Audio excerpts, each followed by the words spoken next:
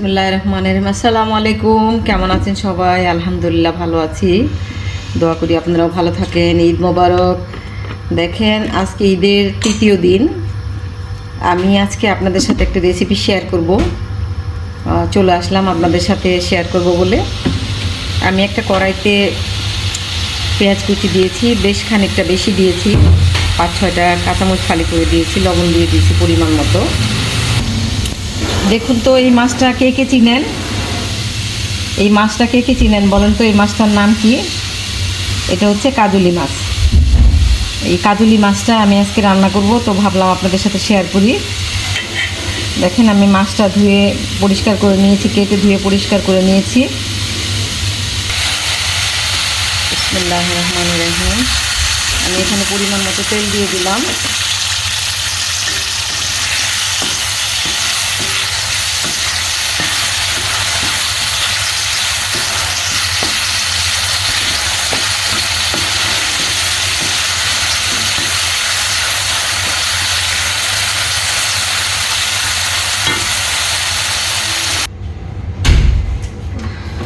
দেখেন চুলাটা বন্ধ করে দিয়েছিলাম আমি মশলা দেওয়ার জন্য, চালু করে দিলাম আবার। আমি এখানে দেখেন আদা 1 চা চামচ হবে মনে হয়, 1 চা চামচ আদা রসুনের পেস্ট দিয়েছি, আধা চা চামচ জিরা আর ধনিয়ার পাউডার মিক্স করে দিয়েছি, আধা চামচ হলুদের পাউডার, আধা চামচের থেকে কম আমি একটু মরিচের পাউডার দিয়েছি। কারণ কাঁচামরিচ দিয়েছি তো এখানে, সেজন্য আমি এখানে মশলাটা আর বেশি দিলাম না, ঝালটা। কারণ এটি যথেষ্ট ঝাল হবে, আর বাচ্চারা খেতে পারবে না বেশি ঝাল দিলে।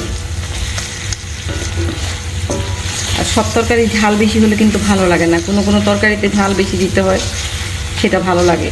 আর কোনো কোনো তরকারি আছে বেশি ঝাল দিলে সেই তরকারিটা আর খাওয়া যায় না।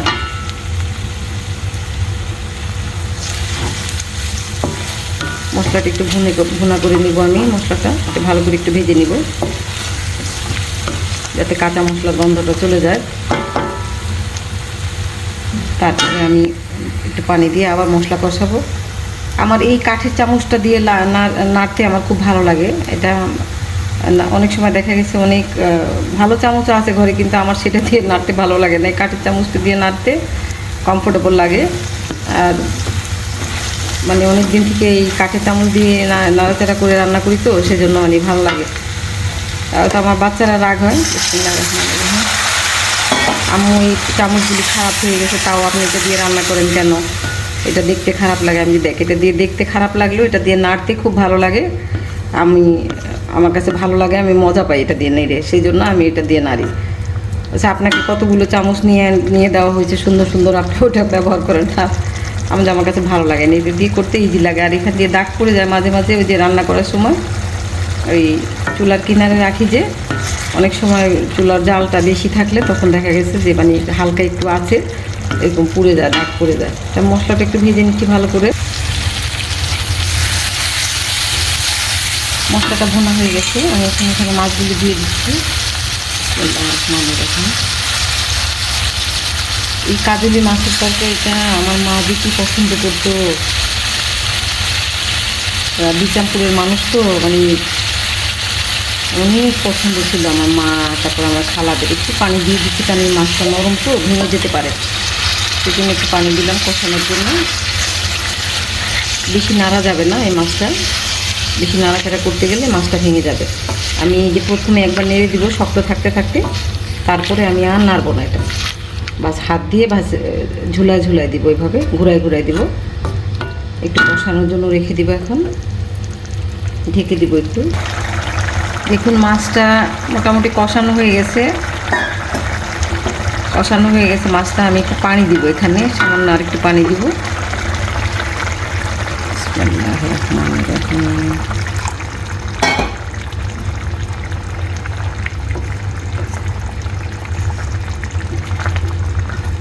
যেই মাছটা নরম থাকে সেই মাছটা এভাবে করতে হয়, অথবা কাপড় দিয়ে ধরে এই জায়গাটা, তারপরে এইভাবে ঝুলাই দিতে হয় যাতে মাছটা না ভেঙে যায়।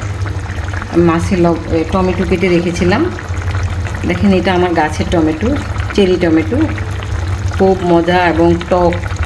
এটাতে বেশি দিতে হয় না, অল্প একটু টমেটো দিলেই মানে চেরি টমেটোটা যেমন টক হয় সেরকম অল্প একটু টমেটো দিলেই মানে হয়ে যায় আর কি।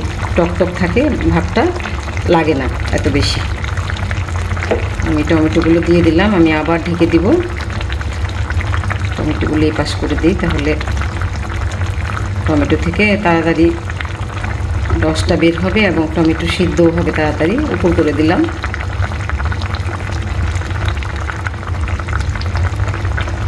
আবার ঢেকে দিচ্ছি।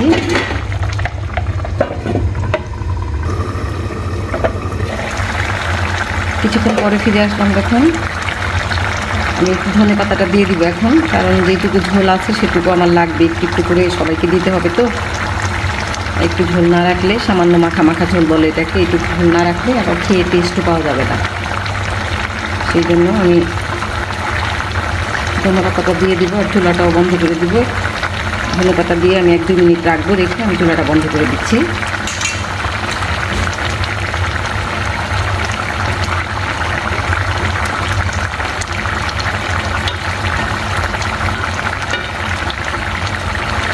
তো কেমন হলো আমার রান্নাটা অবশ্যই লাইক করে, ভালো লাগলে অবশ্যই লাইক শেয়ার করবেন, কমেন্ট করে জানাবেন কেমন হলো। আমি লবণটা দেখেছি, লবণও ঠিক মতো আছে।